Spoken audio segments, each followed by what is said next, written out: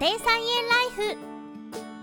目黒で菜園をやっている西川です。今日は密閉したままで春まで放置するだけの残砂処理を紹介します。残砂堆肥を管理する場合、細かな手間が多くあるように感じますが、実は冬場は密閉しているだけで病気も害虫も撃退しながら残砂を堆肥にしていくことができます。最後に質問にも回答していきますので、ぜひご覧になってください。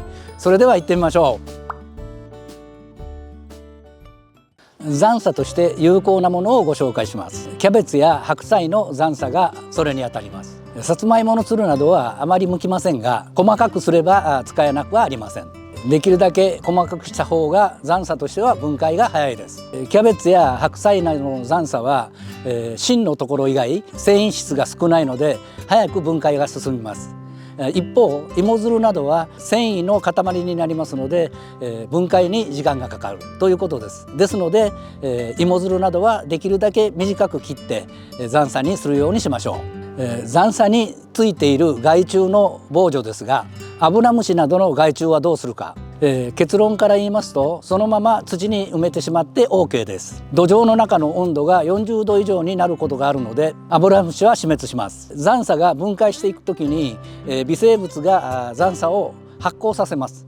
その時の発酵熱が残砂を含んだ土の温度を40度以上に上げてくれるということです。江戸時代などの野菜栽培で、冬場に苗を作る時には残砂を下に引いて、その上に苗床を作って育てたそうです。これは発酵熱の有効利用と言えます。また40度以上になればアブラムシはほとんど死滅してしまいます。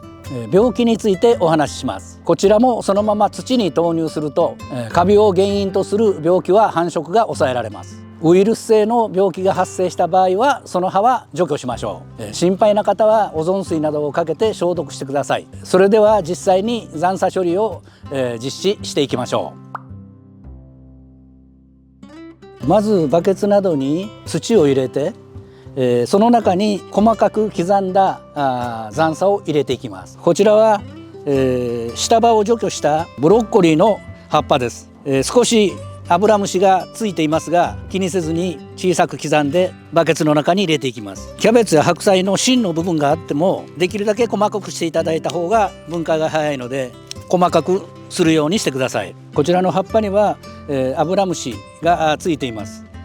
卵の状態のものを浮かしたものが混ざっていますが、このまま残砂として処理していきます。このような大根の葉っぱも残砂として処理できますので、やはり細かくして入れていきます。雑草などは繊維が多いので少し時間がかかるんですが、雑草も同じ畑で育ったものですから、こういうものも細かくして投入してみてください。このように土に埋め込んでいくんですが、その時に米ぬかを少し混ぜ込みますと発酵が早く進みます。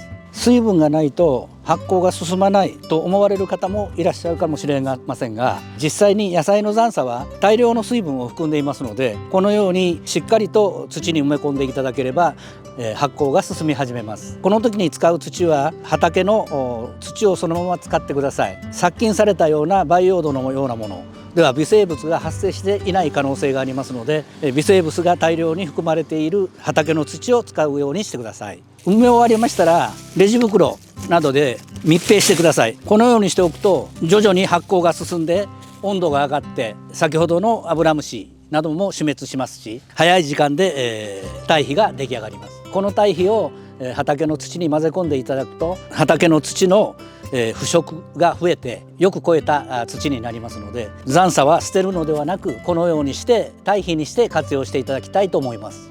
こちらは農園で管理している残砂置き場なんですが、夏野菜を処理した残砂がまだ残っています。かなり積み上げていますので、下の方はもうすでに堆肥化が進んでいると思いますので、下の方から取り出してみます。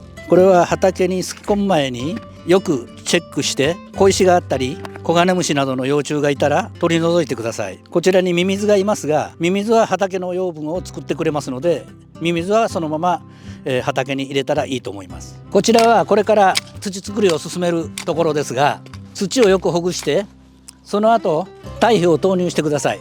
堆肥を投入したらよくすき込んでください。堆肥には腐食酸というものが多く含まれていて、肥料の持ちが良かったり土壌の改善につながりますので、野菜くずなどは捨てずに堆肥にして活用してみてください。それでは質問コーナーです。こちらの大根の後作の動画について質問をいただきました。いつも楽しく見せてもらっています。春菊を育てているのですが、寒さに弱いですか？防寒してあげた方がいいですか？というご質問です。よほど寒くならない限り大丈夫だとは思います。ただし風に当てると倒れたりしますので、防虫ネットは使っていただいた方がいいと思います。その上でさらに霜が降りるような頃になったら、不織布を二重掛けにするようにしてください。それで十分、育つと思います。今日は密閉して春まで放置するだけの残渣処理を紹介しました。この動画が面白かった方はチャンネル登録と高評価をお願いします。それではまた。